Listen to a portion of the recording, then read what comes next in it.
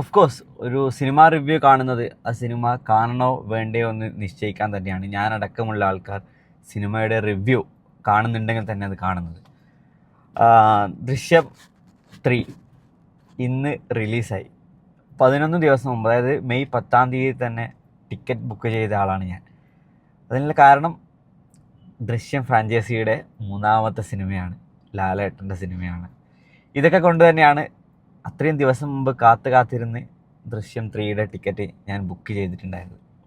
പക്ഷെ എനിക്ക് തോന്നിയ ഒരു കാര്യം എന്താണെന്ന് വെച്ചാൽ, ഞാൻ സത്യസന്ധമായി ആത്മാർത്ഥമായി പറയാം, ഒരു ഓട്ട മത്സരത്തിൽ, ഒരു ദീർഘദൂര ഓട്ട മത്സരത്തിൽ 10 റൗണ്ട് ഓടി മത്സരം പൂർത്തിയാക്കി റെസ്റ്റ് എടുക്കാൻ പോകുന്ന ഒരാളോട് നിങ്ങളുടെ മത്സരം കഴിഞ്ഞിട്ടില്ല, ഒരു റൗണ്ട് കൂടി ഓടാനുണ്ട് എന്ന് പറയുമ്പോൾ അയാൾ പിന്നീട് ഓടി ഫിനിഷ് ചെയ്യുന്നതിൽ അയാൾക്ക് ആ ഫിനിഷിങ്ങിൽ ഒരു ബുദ്ധിമുട്ടുണ്ടാകും.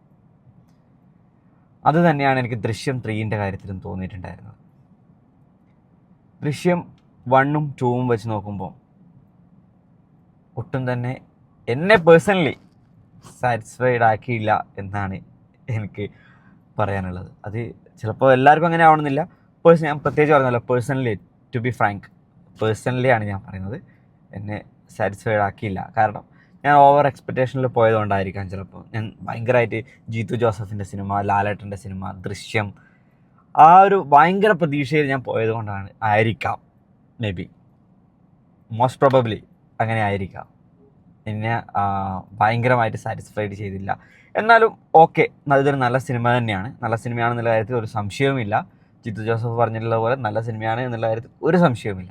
പക്ഷേ എവിടെയൊക്കെയോ ദൃശ്യം കാണുമ്പോൾ കിട്ടുന്ന ഒരു ഗൂസ് ബംപ്സ് ഇല്ലേ, അത് എവിടെയൊക്കെയോ മിസ്സായിപ്പോയി, എവിടെയൊക്കെയോ ഇല്ലാത്ത പോലെ ഒരു അവസ്ഥയായിരുന്നു എനിക്ക് ഉണ്ടായിരുന്നത്.